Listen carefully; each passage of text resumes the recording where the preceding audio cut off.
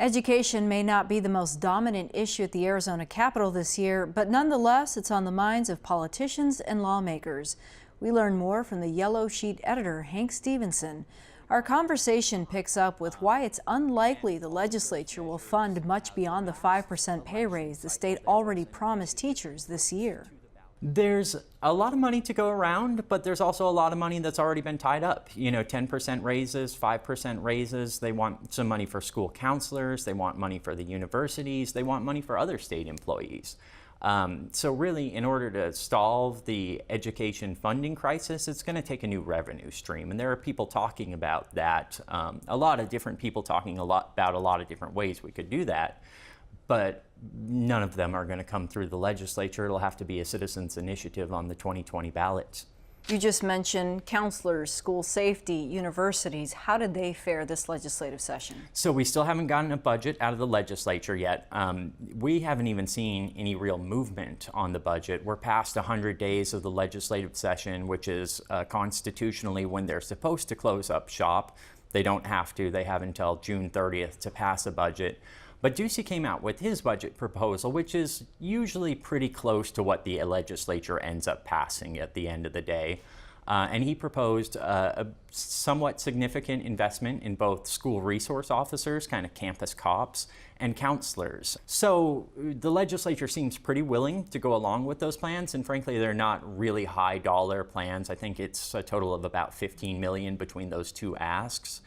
The bigger issue will be if the legislature is willing to go along with his stop order, which is a severe threat protection order, which is essentially like a restraining order for people who are viewed as dangerous and shouldn't have guns. This was part of his school safety package. Last year, it's the reason his school safety package last year didn't pass. And it looks like it's not going to pass again.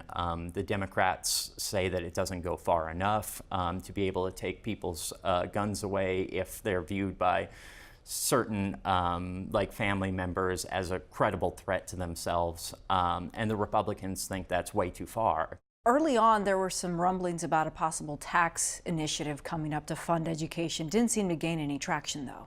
Well, so last election cycle, there was an initiative put to the ballot. It got enough signatures to go to the ballot. That was the Invest in Ed initiative, and that was a tax hike, income tax hike on the highest earners in this state. That was tossed off the ballot by the Supreme Court, basically technicalities, and the education community has been kind of regrouping, figuring out, okay, do we go back with this exact same ask? Do we tweak it slightly? Like, where do we go from here? So they're very much planning on putting something to the ballot, probably a income tax hike for the wealthiest earners to pay for education. Separate from that, some lawmakers who really don't want to see income tax hikes are talking about expanding Proposition 301. It's a 20-year tax. It takes about a 0.6 of a penny on the dollar sales tax. They want to expand it to a full penny, which would bring in somewhere around $300 million for education. The state GOP chair, Kelly Ward, just came out in support of this idea yesterday, which was bizarre for a number of reasons. One, she's a very conservative Republican, and for her to support a tax increase that the governor doesn't support, is just kind of weird, leaving her hanging out there in the wind. Her base is not happy with this, and it doesn't look like it has the votes to pass it in the legislature anyway. One thing that was new this year, an educator who is the superintendent of public instruction, has Kathy Hoffman been the advocate that many of her supporters thought she would be? Well, we're about 100 days and change into her tenure as superintendent of public instruction, so tough to say. Her big push at the beginning of this year was repealing the no promo homo law, which was a law that was put on the books back in the early 1990s amid kind of the AIDS scare that says, in the context of teaching sex education specifically on AIDS, that you cannot promote a homosexual lifestyle.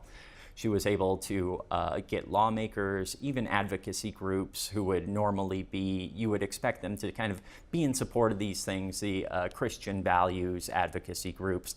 They all kind of threw up their hands and said, yeah, go ahead and repeal it. So that was her first big win. I think her office is kind of recouping from years of Diane Douglas as superintendent, who was notorious as a person who fired a lot of people, had a lot of people willingly leave that office because of her management style. Kathy Hoffman commissioned a report basically looking at where does the office stand, and they have a lot of work to do to just get that office to be a high-functioning office, and I think that's a lot of what she's focusing on right now. All right, Hank, thank you. Thanks for having me.